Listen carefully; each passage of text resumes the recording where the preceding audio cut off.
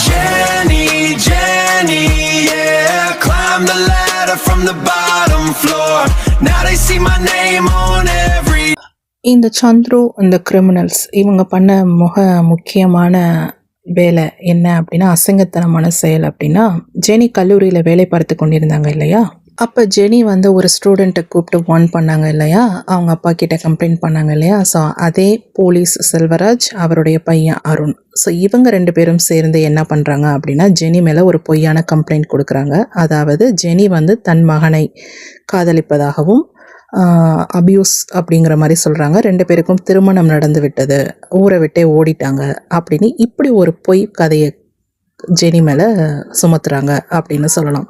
So இது எவ்வளோ பெரிய அப்பட்டமான செயல் அப்படிங்கிறது தெரிஞ்சிருக்கும். ஏன்னா ஜெனி வந்து எல்லாருக்கும் பத்திரிக்கை கொடுத்து ஊரறிய கல்யாணம் பண்ணி ஒருவரோடு வாழ்ந்து கொண்டிருக்கும்போது இவ்வளோ பெரிய அப்பட்டமான செயல் அப்படிங்கிறது, அசிங்கத்தனமான செயல் அப்படிங்கிறது இந்த நபர்களால் அரங்கேற்றப்பட்டது அப்படின்னு சொல்லலாம்.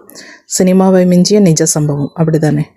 ஜெனி ஃபுல் அண்ட் ஃபுல் தன்னுடைய லைஃப்பில் நிறைய கிரிமினல்ஸை தான் மீட் பண்ணியிருக்காங்க அப்படின்னு சொல்லலாம். அதற்காக ஜெனி வந்து காவல் அதிகாரி கிடையாது.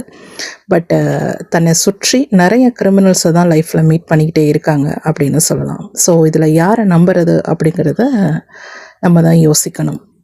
பணியை கேவலப்படுத்தும் விதமாக ஆசிரியரும் மாணவரும் காதலித்து திருமணம் செய்து கொண்டார்கள். இந்த படம் பார்த்தீங்க அப்படின்னா ஒரு விஷால் படம் வரும் இல்லையா, செல்லமே. ஸோ அந்த மூவியோட ரெஃப்ளெக்ட் இது. மேபி விஷால் வந்து ஜெனியை ஃபாலோ பண்ணியிருப்பாரா என்னன்னு தெரியல. ஸோ இவருடைய படத்தில் இந்த சீனும் ஜெனிக்கு வருது அப்படின்னு சொல்லலாம்.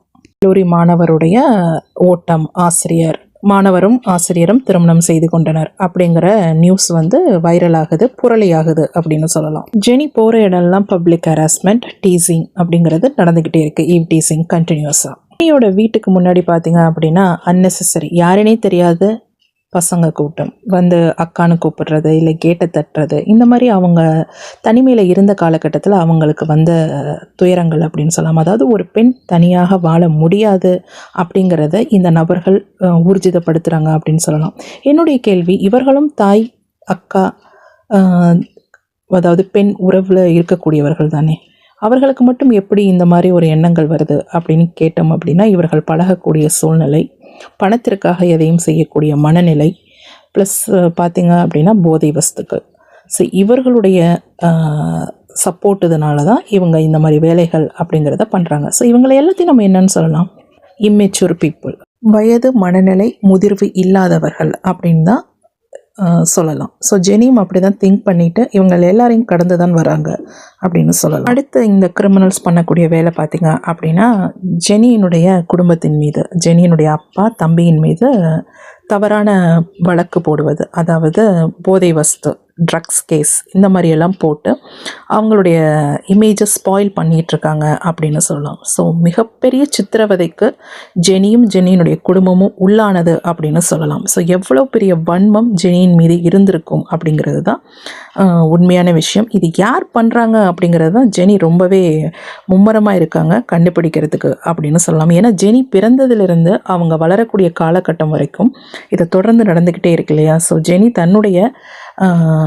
வரலாறு அப்படிங்கிறத தெரிஞ்சிக்க ரொம்பவே ஆவலாக இருக்காங்க அப்படின்னு தான் சொல்லணும். இந்த நபர்கள் பண்ணக்கூடிய வேலை பார்த்தீங்க அப்படின்னா, ஜெனி எப்படி தன்னுடைய வாழ்க்கையை வேண்டாம் அப்படின்னு சொல்லி தன்னுடைய தாய் தந்தையர் வீட்டில் இருக்கும்போது இந்த நபர்கள் பார்த்தீங்க அப்படின்னா ஜெனிக்கிட்ட வீண் வம்பு வளர்க்குறது, இதுவும் public harassment and eve teasing அப்படின்னு தான் சொல்லணும். ஸோ அவங்க எப்போதுமே தன்னுடைய வீட்டுக்காக கோலம் போடுறது, வாசல் கூட்டுவது அவங்களுடைய வழக்கம். ஸோ அந்த மாதிரி ஜெனி அவங்க பண்ணிக்கிட்டு இருக்காங்க. அப்போ பார்த்தீங்க அப்படின்னா அன்வான்டாகவே 2 பசங்க ரொம்ப குண்டாஸ் மாதிரி இருக்காங்க. ஸோ இவங்க 2 பேரும் வந்து என்ன பண்ணுறாங்க அப்படின்னா, ஜெனி அக்கான்னு கூப்பிட்டு, உங்ககிட்ட அரிசி கிடைக்குமா, நான் காசு கொடுத்து விலைக்கு வாங்குகிறேன், இல்லை ஃப்ரீயாக இருந்தாலும் கொடுங்க, எங்களுக்கு சாப்பாட்டுக்கு அரிசி தேவைப்படுது அப்படின்னு சொல்லி கலாய்க்கிறாங்க. ஸோ ஜெனி இதை பார்த்துட்டு ரொம்பவே கோபமாகறாங்க. தன் கையில் இருக்கக்கூடிய ப்ரூம் இருக்கும் இல்லையா, அந்த விளக்கமாறு, அதை எடுத்து இப்படி காண்பிக்கிறாங்க. So street harassment, public harassment அப்படிங்கிறது நடந்துக்கிட்டே இருக்குது. அதற்கு உதாரணம் தான் இது. ஸோ இதுக்கெல்லாம் நம்ம கம்ப்ளைண்ட் கொடுத்துக்கிட்டே போனால் எவ்வளோ கம்ப்ளைண்ட் இன்க்ரீஸ் ஆகும் அப்படிங்கிறத எல்லாருமே யோசிக்கணும் அப்படி தான் நினைக்கிறேன். இதே நபர்கள் பார்த்தீங்க அப்படின்னா, ஜெனியினுடைய குழந்தை படிக்குது இல்லையா, ஸோ அந்த குழந்தை படிக்கக்கூடிய பள்ளியில் பேரண்ட்ஸ்க்காக ஒரு குரூப் க்ரியேட் பண்ணுவாங்க மெசேஜ் பாஸ் பண்ணுறதுக்கு.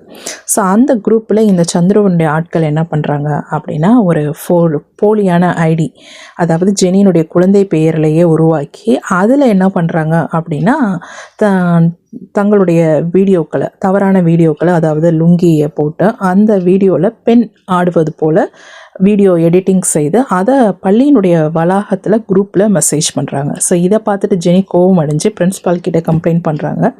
யார் இந்த செயல்பாடுகள்லாம் பண்ணது அப்படின்னு பார்த்தா அவங்க காமிக்கிறாங்க, உங்கள் குழந்தையோட ஐடியில் வந்திருக்குன்னு.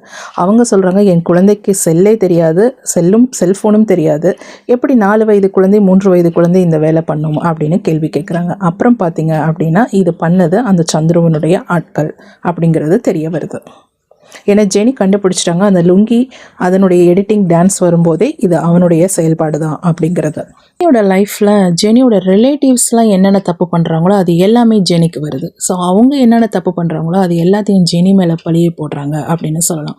ஸோ இப்போ அதே மாதிரி ஜெனியோட ரிலேட்டிவ்ஸ் ஒருத்தவங்களுக்கு அடிபட்டிருக்கு. ஸோ அவங்கள பார்க்க ஜெனி வந்து ஹாஸ்பிட்டலுக்கு விசிட் பண்ண போகிறாங்க. அந்த சமயம் பார்த்தீங்க அப்படின்னா அன்ஃபார்ச்சுனேட்டாக அது கவர்மெண்ட் ஹாஸ்பிட்டல், எங்கேயுமே ஸ்பேஸ் இல்லை. ஸோ அதனால் அவங்க என்ன பண்ணுறாங்க அப்படின்னா, எய்ட்ஸ் வார்டு அப்படிங்கிற ஒரு வார்டு இருக்குது, அந்த வார்டில் அந்த ரிலேட்டிவை கொண்டு போய் அனுமதிக்கிறாங்க. ஸோ இது வேணுக்குனே பண்ணாங்களா, ஜெனி மீது பழி சுமத்துறதுக்காக பண்ணியிருக்காங்க அப்படின்னு தான் சொல்லணும்.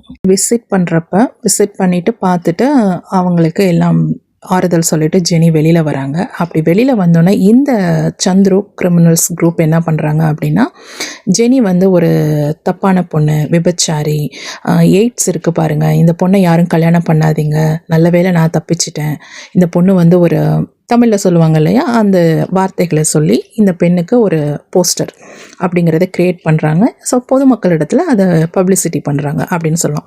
ஸோ ஜெனியினுடைய குடும்ப கதையை வைத்து இந்த நபர்கள் பணம் சம்பாதித்து தங்களுடைய வாழ்க்கையில் செட்டில் ஆகிறாங்க அப்படின்னு சொல்லலாம். ஒரு சினிமா ஹீரோயினை வைத்து எப்படி டைரக்டர்ஸ், ப்ரொடியூசர்ஸ் எல்லாம் சம்பாதிப்பாங்க இல்லையா, ஸோ அந்த மாதிரி இந்த சந்துரு, ராம், அப்புறம் இந்த சினிமா குரூப்பில் இருக்கக்கூடிய சில நபர்கள். ஏன்னா இந்த குரூப் பார்த்திங்க அப்படின்னா சினிமா குரூப்புக்கும் சப்போர்ட் அப்படின்னு சொல்லலாம். ஸோ ஜெனியினுடைய வாழ்க்கையை வைத்து இவர்கள் எல்லாம் சம்பாதித்து செட்டில் ஆகியிருக்காங்க. ஸோ அதனால் இவங்க ஜெனியை கண்ட்ரோல் பண்ணுறதாகவும் டாமினேட் பண்ணுறதுக்காகவும் இந்த திருட்டு வேலைகளில் ஈடுபட்டிருக்காங்க. இது ஜெனிக்கோ ஜெனியினுடைய குடும்பத்துக்கோ எதுவுமே தெரியாது அப்படின்னு தான் சொல்லணும். தன்னை சுற்றி என்ன நடக்குது அப்படிங்கிறது தெரியாது, யார் பண்ணுறாங்கன்னு கூட தெரியாது, எல்லாமே வாழ்க்கையில் யதார்த்தமாக நடக்குது அப்படின்னு தான் நம்பிக்கிட்டு இருக்காங்க. ஆனால் ஜெனி மட்டும் கரெக்டாக ஐடென்டிஃபை ஒன்றா நோட்டீஸ் பண்ணிக்கிட்டே வராங்க அப்படின்னு சொல்லலாம். Jenny, yeah, climb the ladder from the bottom floor. Now they see my name on every door. Yeah, they call me Jenny.